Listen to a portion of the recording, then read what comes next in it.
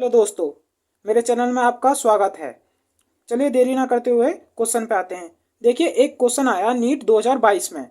देखो क्वेश्चन क्या है कि two transparent medium A and B are separated by a plane boundary.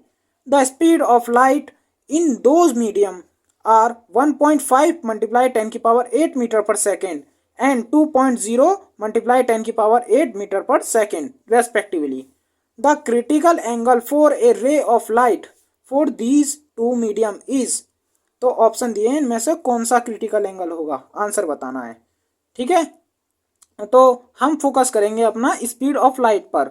दो मीडियम दिए हैं, दोनों मीडियम में स्पीड ऑफ लाइट दी है हमें। कितनी दी है, हम लिख लेते हैं v1 दी है हमें कितनी, 1.5 मल्टीप्लाई 10 की power 8 metre per second and v2 is equal to 2.0 multiply 10 की पावर 8 मीटर पर सेकेंड। देखिए v4 तो होता है वेलोसिटी, लेकिन हम यहाँ पर ले सकते हैं क्योंकि मीडियम में स्पीड ऑफ लाइट को हम अलग अलग लेते हैं। ठीक है, और हमसे पूछा क्या, हमसे पूछा है critical angle, capital C critical angle पूछा है हमसे। ठीक है, ये स्पीड ऑफ लाइट नहीं है वैक्यूम वाली, कभी उसे समझने लगो। इसे बोलते हैं क्रिटिकल एंगल। ठीक है, क्रिटिकल एंगल। तो आपने एक फॉर्मूला पढ़ा होगा, बड़ा फेमस फॉर्मूला है। We know that 2n1 is equal to v2 upon v1, lambda 2 upon lambda 1 and n1 upon n2। देखिए रिफ्रैक्टिव इंडेक्स का एक फॉर्मूला है 2n1। सेकेंड मीडियम के रेस्पेक्ट में फर्स्ट मीडियम का रिफ्रैक्टिव इंडेक्स का फॉर्मूला इतना होता है। ये सारे रिलेशन है इन सब के बीच में, इन सब के बीच में। तो हम क्या करेंगे, हम फॉर्मूले का यूज़ करेंगे इसका और इसका। ठीक है, और एक और फॉर्मूला आपने पढ़ा होगा, बड़ा ये भी बहुत फेमस फॉर्मूला है। कितना, 2n1 is equal to 1 upon sine C.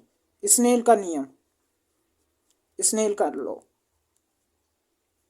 Snell's law. ठीक है, आपने ये भी पढ़ा होगा। ठीक है, और यहाँ पे मैंने 2n1 ही क्यों लिया है, क्योंकि हमारी जो लाइट है वो एंटर कर चुकी है सेकेंड मीडियम में, तो सेकेंड मीडियम हम पहले लेंगे इस क्वेश्चन में। ठीक है, ठीक है, तो 2n1 is equal to 1 upon sine C, 1 upon sine C. तो हम 2n1, तो यहीं से हम यूज़ कर सकते हैं v2 अपॉन v1, तो v2 अपॉन v1 आ गया। 2n1 की जगह पर हम कितना लिख सकते हैं, v1 और 1 अपॉन साइन सी। ठीक है, ठीक है। अब v2 की वैल्यू कितनी दी है हमें, v2 की वैल्यू है हमारी 2.0 मल्टीप्लाई 10 की पावर 8 मीटर पर सेकेंड। उसकी लिखने की ज़रूरत नहीं है क्योंकि सारी की सारी वैल्यू हमें MKS में है।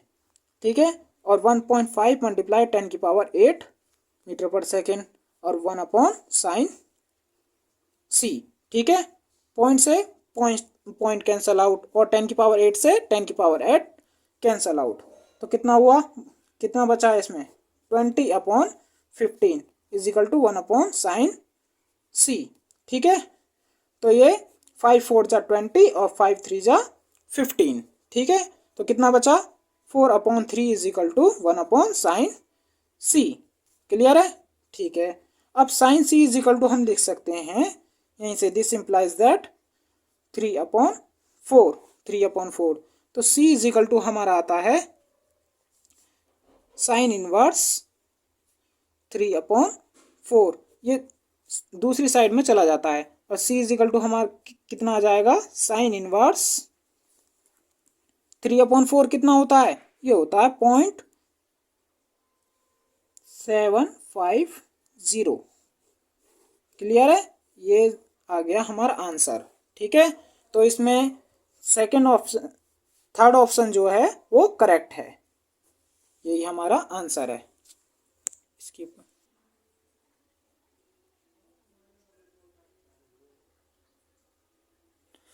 तो भैया एक और क्वेश्चन आया हुआ है नीट 2022 में। ठीक है, मैं आपके क्वेश्चन क्लियर कराता रहूँगा, बस आपका काम है वीडियो को शेयर कर देना और हमारे चैनल को सब्सक्राइब और वीडियो को लाइक कर देना। ठीक है, तो द डायमेंशंस दिया है ML T की पावर -2 A की पावर -2 बिलोंग्स टू द। तो इनमें से ये डायमेंशनल फॉर्मूला किसका है, डायमेंशनल फॉर्मूला किसका है, ये क्वेश्चन है हमारा, तो ये ऑप्शन दिए हैं जी। ठीक है, तो इलेक्ट्रिक परमिटिविटी ये नहीं हो सकता। मैग्नेटिक फ्लक्स ये बिल्कुल बिल्कुल नहीं हो सकता।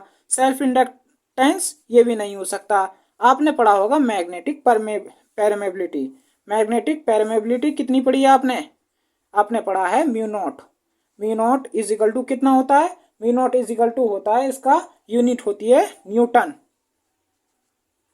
Newton per ampere, newton per ampere square. तो यहीं से हम इसका डायमेंशनल फॉर्मूला जो है वो बना सकते हैं। अब फोर्स है, फोर्स को किसमें नापते हैं? न्यूटन में। ठीक है, अब न्यूटन, न्यूटन होता है mL/10⁻²। ठीक है, और एम्पियर, एम्पियर क्या होती है हमारी? करंट, करंट की यूनिट है। तो एम्पियर को किससे डिनोट करते हैं यहाँ पर? डायमेंशनल फॉर्मूला इसका लिए ए। ठीक है, तो ए का स्क्वायर हो जाएगा, ए का स्क्वायर। ठीक है, अब ये ऊपर जाएगा तो कितना हो जाएगा? mL/2 और a⁻²। तो इसके हिसाब से हमारा जो फोर्थ ऑप्शन है वो करेक्ट हो जाएगा। ठीक है, ठीक है। अब आप पूछोगे कि जी इलेक्ट्रिक परमिटिविटी क्यों नहीं लगाया?